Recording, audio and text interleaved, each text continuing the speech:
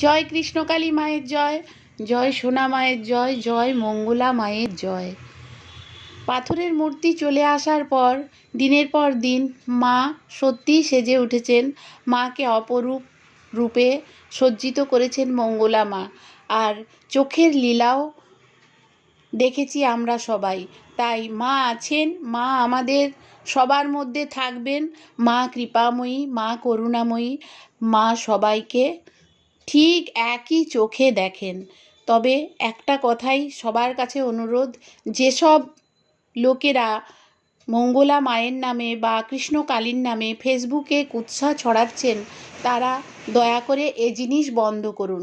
কারণ দেখুন, যে মানে ঠাকুর তার কাছে অবশ্যই ঠাকুর, আর যে মানেন না তার কাছে কেউ কোনোভাবেই প্রমাণ দিতে পারবে না।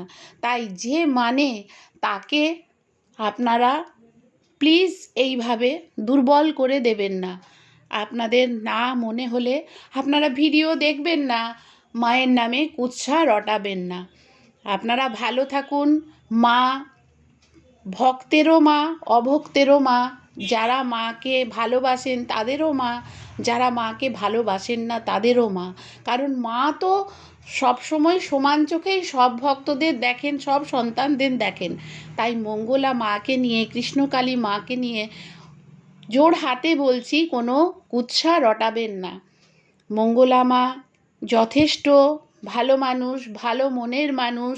উনি মন্দিরটা যাতে হয়ে যায় তাই জন্য প্রচুর চেষ্টার মধ্যে আছেন। আপনাদের কাছে অনুরোধ, যারা আমরা ভক্তরা যে যেমন পারবো ওনাকে সাহায্য করে অবশ্যই মন্দিরটা করে দেওয়ার জন্য আমরা যদি সবাই মিলে উদ্যোগ নিই অবশ্যই হবে। এক ভক্ত ভাই আমাকে জিজ্ঞেস করেছে আজও কমেন্টে যে কিভাবে এই মায়ের কাছে যাওয়া যাবে। আবারও বলবো, বর্ধমানে নেমে 5 নাম্বার ইচলাবাদ কিরণ সংঘ ক্লাবে মায়ের মন্দিরে যাব বললে যে কোনো টোটোওয়ালা, যে কোনো যানবাহনকে বললেই আপনাকে ওখানে পৌঁছে দেবে, আর ওখানে গিয়েই আপনি মায়ের মন্দির দর্শন করতে পারবেন। তাই সবাইকে বলবো, মায়ের মন্দির একবার দর্শন করে এসো। মাকে দেখলে মন ভক্তিতে ভরে যাবে।